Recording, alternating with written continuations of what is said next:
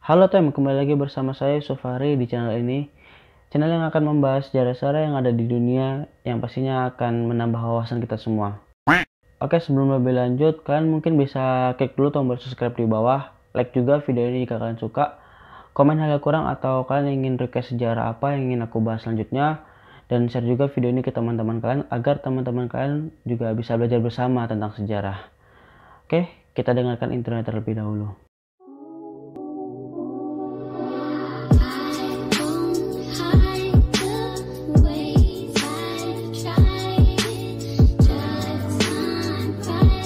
Setelah berakhirnya kekuasaan Inggris di Indonesia di video sebelumnya, bagi kalian yang belum nonton videonya, kalian mungkin bisa klik di atas. Nah, Indonesia akhirnya kembali dikuasai oleh Hindia Belanda. Pada mulanya pemerintahan ini merupakan pemerintahan kolektif yang terdiri dari atas 3 orang, yaitu Vlot, Boykes, dan Van der Capellen. Mereka berpangkat sebagai komisaris jenderal. Nah, jadi 3 orang inilah yang memimpin Hindia Belanda pasca peralihan dari Inggris menuju ke Belanda. Mungkin model-modelnya kalau kalian tahu Pondok Gontor kan ada 3 orang Trimurti. Nah, mungkin semodel gitulah pembagian kekuasaannya. Pemerintahan kolektif ini bertugas menormalisasikan dari hukum-hukum Inggris atau situasi Inggris di Nusantara menuju ke situasi Hindia Belanda kembali. Nah, masa peralihan ini hanya berlangsung dari tahun 1816 hingga tahun 1819. Pada tahun 1919, kepala pemerintah mulai dipegang oleh seorang gubernur jenderal, yaitu Van der Capellen. Nah, jadi dari 3 orang komisaris jenderal tadi, dipilihlah satu untuk memimpin penuh Pulau Nusantara, yaitu masa baktinya di tahun 1816 hingga tahun 1824. Dalam menjalankan pemerintahannya, Komisaris Jenderal melakukan langkah-langkah yaitu sistem presiden tetap dipertahankan. Dalam bidang hukum, sistem juri dihapuskan, kemudian kedudukan para bupati sebagai penguasa tetap dipertahankan, kemudian desa sebagai satu kesatuan unit tetap dipertahankan, dan para penguasanya dimanfaatkan untuk melaksanakan pemungutan pajak dan hasil bumi. Yang terakhir, dalam bidang ekonomi memberikan kesempatan kepada penguasa-penguasa asing untuk menanamkan modalnya di Indonesia. Jadi yang dulunya di masa Inggris lahan itu disewakan oleh pemerintah. Nah, sekarang di zamannya peralihan ini orang Belanda menerapkan sistem pajak yang sudah dijalankan di periode sebelumnya. Dan juga investor-investor asing mulai berdatangan ke Nusantara untuk menanamkan modal mereka. Nah, pada kurun waktu 1816 hingga tahun 1830, pertentangan antara kaum liberal dengan kaum konservatif terus berlangsung. Inti permasalahan mereka yaitu tentang sistem yang dapat memberikan keuntungan besar bagi negara induk atau negara utama Belanda. Nah, kaum liberal berkeyakinan bahwa tanah jajahan akan memberi keuntungan besar bagi negara induk apabila urusan eksploitasi ekonomi diserahkan kepada orang-orang swasta barat. Sedangkan pemerintah hanya mengawasi jalannya pemerintahan dan pemungutan pajak. Sedangkan kaum konservatif berpendapat sebaliknya, bahwa sistem pemungutan hasil bumi oleh pemerintah secara langsung akan menguntungkan negeri induknya. Nah, kaum konservatif meragukan sistem liberal karena keadaan tanah jajahan mereka belum memenuhi syarat.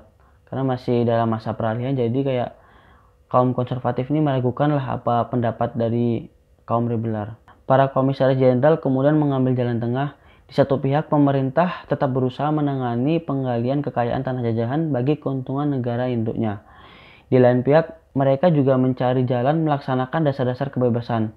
Nah, pada masa pemerintahan Gubernur Jenderal Van der Capellen juga dilaksanakan sistem politik yang dualistis, yaitu di satu pihak melindungi hak-hak kaum pribumi dan di lain pihak memberi kebebasan kepada penguasa-penguasa swasta barat untuk membuka usahanya di Indonesia selama tidak mengancam kehidupan penduduk. Berbagai jalan tengah telah diupayakan, akan tetapi kurang memberi keuntungan bagi negara induk. Sementara itu, kondisi di negara Belanda dan di Indonesia sendiri semakin memperburuk. Oleh karena itu, usulan Van der Bos untuk melaksanakan kultur stelsel, yaitu tanam paksa, diterima dengan baik karena dianggap dapat memberikan keuntungan yang besar bagi negara induk. Nah, Van der Bos sendiri pada saat itu merupakan petinggi di pemerintahan Hindia Belanda yang nantinya akan menjadi gubernur jenderal Hindia Belanda. Penerapan sistem tanah paksa sendiri berlangsung dari tahun 1830 hingga tahun 1870. Pengertian dari Kulturstelsel sendiri sebenarnya adalah kewajiban rakyat, yang tanda kutip adalah produk Jawa, untuk menanam tanaman ekspor yang laku dijual di Eropa. Rakyat pribumi sendiri menerjemahkannya dengan sebutan tanah paksa, karena pelaksanaan dari proyek penanaman ini dilakukan dengan cara-cara paksa. Pelanggarannya dapat dikenakan hukuman fisik yang amat berat. Jenis-jenis tanaman yang wajib ditanam yaitu nila, teh, kopi, tembakau, kayu manis, kapas, lada, dan lain-lainnya. Menurut pendapat Van der Bos sendiri, Kulturstelsel didasarkan atas hukum adat yang menyatakan bahwa siapa berkuasa di suatu daerah, ia memiliki tanah dan penduduknya. Karena raja-raja di Indonesia sudah takut pada Belanda, pemerintahan Belanda menganggap dirinya sebagai pengganti raja-raja tersebut. Oleh karena itu, penduduk Nusantara harus menyerahkan sebagian hasil tanah mereka kepada pemerintah Hindia Belanda. Ya, walaupun tidak seluruh raja atau kerajaan takluk di tangan Belanda, akan tetapi Hindia Belanda hampir menguasai seluruh wilayah Nusantara. Latar belakang sistem tanam paksa sendiri, karena di Eropa, Belanda terlibat dalam peperangan pada masa kejayaan Napoleon Bonaparte sehingga menghabiskan biaya yang amat besar. Kemudian terjadinya perang kemerdekaan Belgia yang diakhiri dengan pemisahan Belgia dari Belanda pada tahun 1830. Dan juga terjadinya perang Diponegoro di tahun 1825 hingga tahun 1830 yang merupakan perlawanan rakyat jajahan termahal bagi Belanda. Perang Diponegoro sendiri menghabiskan biaya sekitar 20 juta gulden yang mengakibatkan kas negara Belanda kosong dan hutang yang ditanggung Belanda cukup berat. Kemudian pemasukan uang dari penanaman kopi tidak banyak, dan yang terakhir gagalnya mempraktikkan gagasan liberal yang mengakibatkan gagal dalam mengeksploitasi tanah jajahan untuk memberikan keuntungan yang besar bagi Belanda. Dalam sistem tanam paksa sendiri, rakyat Indonesia merasakan dua dampak positif dan dampak negatif. Dampak positifnya, rakyat Indonesia mengenal teknik menanam tanaman-tanaman jenis baru. Dan juga rakyat Indonesia mulai mengenal tanaman dagang yang berorientasi untuk diimpor. Sedangkan dampak negatifnya, kemiskinan serta penderitaan fisik dan mental yang berkepanjangan, serta beban pajak yang sangat berat. Kemudian pertanian, khususnya padi, banyak mengalami kegagalan panen. Kelaparan dan kematian terjadi di banyak tempat seperti di daerah Cirebon, sebagai akibat dari pemungutan pajak tambahan dalam berbentuk beras, dan juga di Demak serta di Grobogan sebagai akibat kegagalan panen. Dan yang terakhir, jumlah penduduk di Nusantara menurun dengan sangat drastis. Akhirnya di tahun 1870, sistem politik ekonomi liberal pun dijalankan. Sebelum di tahun 1870, Indonesia dijajah dengan model imperialisme kuno, yaitu dikeruk kekayaannya saja. Setelah tahun 1870, di Indonesia diterapkan imperialisme modern. Sejak saat itu, diterapkan open door politik, yaitu politik pintu terbuka dengan modal-modal swasta asing. Pelaksanaan politik pintu terbuka sendiri diwujudkan melalui penerapan sistem politik ekonomi liberal. Latar belakang dari penerapan sistem politik ekonomi sendiri karena pelaksanaan sistem tanam paksa telah menimbulkan penderitaan rakyat pribumi, tetapi hanya memberikan keuntungan kepada pihak Belanda secara besar-besaran. Kemudian berkembangnya paham liberalisme sehingga sistem tanam paksa tidak sesuai lagi untuk diteruskan. Kemudian kemenangan Partai Liberal dalam Parlemen Belanda mendesak pemerintah Belanda menerapkan sistem ekonomi liberal di Indonesia. Tujuannya agar para pengusaha Belanda sebagai pendukung Partai Liberal dapat menanam modalnya di Indonesia. Yang terakhir, adanya Traktat Sumatera di tahun 1871 yang memberikan kebebasan bagi Belanda untuk meluaskan wilayahnya hingga ke Aceh. Sebagai imbalannya, Inggris meminta Belanda menerapkan sistem ekonomi liberal agar pengusaha Inggris dapat menanamkan modalnya di Indonesia. Pelaksanaan sistem politik ekonomi liberal sendiri merupakan jalan bagi pemerintah kolonial Belanda untuk menerapkan imperialisme modern.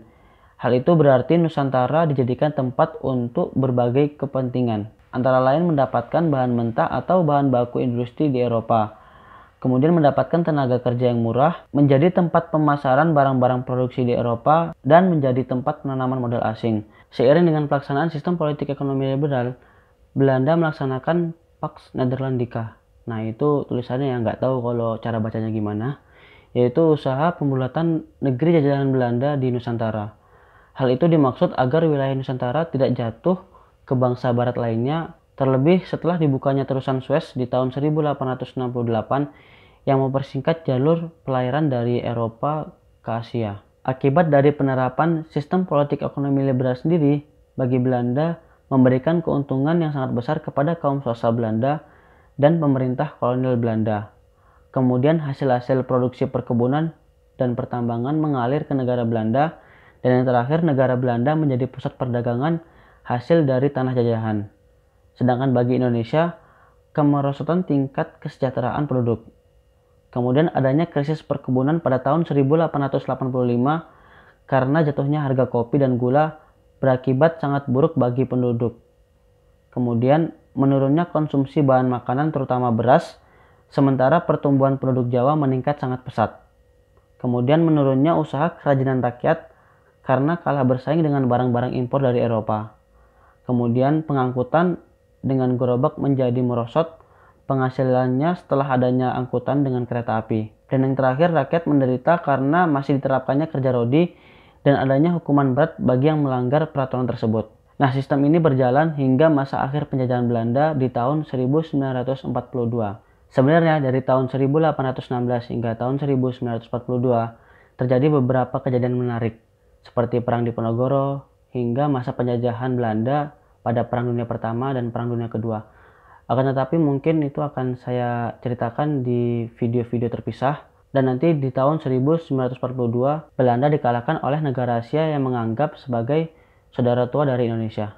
Oke, cukup sekian videonya. Kita ketemu lagi di video selanjutnya. Till next time and stay tuned to hear my story. Bye.